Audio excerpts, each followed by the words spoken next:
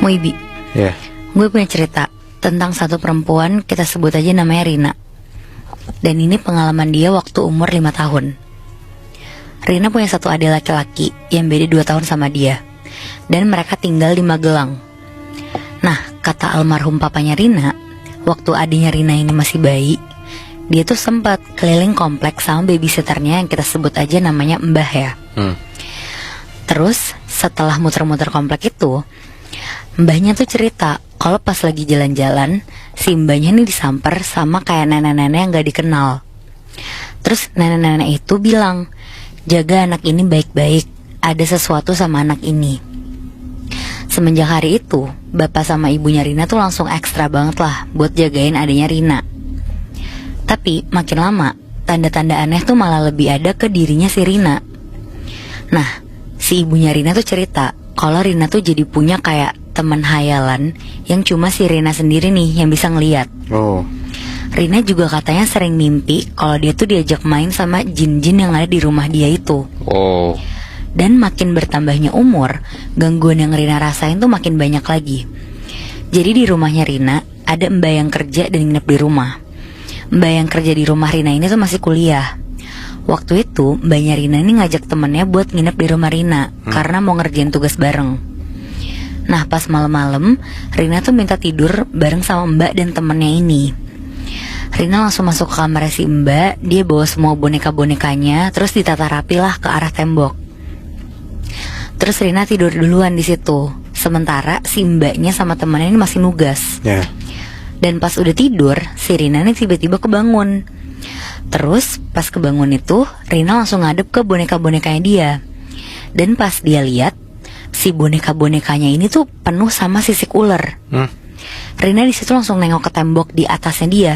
Dan sama tuh, tembok-tembok itu juga berubah jadi sisik ular. Terus di situ Rina tuh ngelihat tangan sama kakinya dia juga penuh sama sisik ular.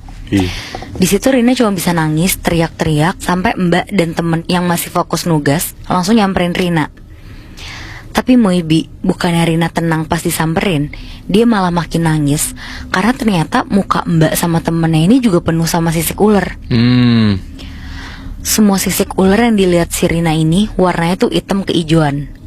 Terus cepet-cepet lah mbaknya ngegendong Rina keluar kamar. Dan pas udah di luar kamar, Rina kaget banget tuh. Di situ dia ngelihat rumahnya itu tuh banyak pohon bambu yang ditempel obor sama lilin, terus berjejer gitu sepanjang ruangan. Serem banget anjir. Dan yang lebih anehnya lagi, ruangan di dalam rumah Rina tuh berubah jadi hutan luas, banyak pohon-pohon gede. Di situ Rina langsung dibawa ke kamar bapak ibunya. Terus Rina digendong sama bapaknya dan langsung ditidurin lah ke tempat tidur. Setelah kejadian itu, besokannya ada teman bapaknya Rina yang emang udah biasa ngelakuin pengusiran gitulah. Dia datang ke rumahnya Rina. Di situ seingatnya Rina, pengusirannya tuh pakai banyak bunga sama air. Nah, karena Rina masih kecil, jadi dia tuh nggak ngeliat pengusirannya sampai selesai. Terus singkat cerita, pas umur 6 tahun, Rina sama keluarganya tuh pindah ke Jawa Barat. Pas kelas 3 SD, katanya bapaknya Rina tuh sering bangun tidur dengan keadaan tuh lengan sama punggungnya ada bekas cakaran.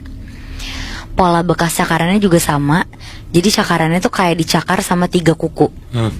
Nah, kata teman bapaknya Rina ini, bapaknya ini masih diikutin sama siluman harimau warna putih yang tempat tinggalnya tuh di Magelang.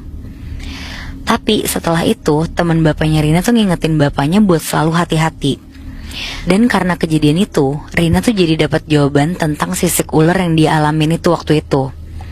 Ternyata di rumah Magelang sana emang banyak yang nunggu rumah itu. Salah satunya tuh siluman ular yang bukan cuma 1, tapi ada 2. Wow. Dan kedua ular itu tuh selalu ada di atas rumah. Rumah di Magelang itu tuh jadi kayak komplek baru gitu. Jadi masih sedikit lah rumahnya. Dan lebih banyak tuh kayak ada semak-semak, sawah, sama kebun orang gitu. Ya. Terus ada lagi nih Muibi, cerita yang gak cuma dialamin sama ibunya Rina dan Rina sendiri, tapi persisnya yang ngalamin tuh adiknya yang masih kecil. Jadi kejadiannya ini tuh 2 tahun yang lalu, tahun 2022. Awal mulanya ibunya Rina nih lagi ngandung anak yang ketiga. Jadi anak pertama itu Rina, terus yang kedua tuh ada adik laki-lakinya yang masih kelas 2 SD, dan yang ketiga ini masih di kandungan. Nah, waktu ibunya lagi ngandung selama 9 bulan itu gak ada kejadian apa-apa sama sekali.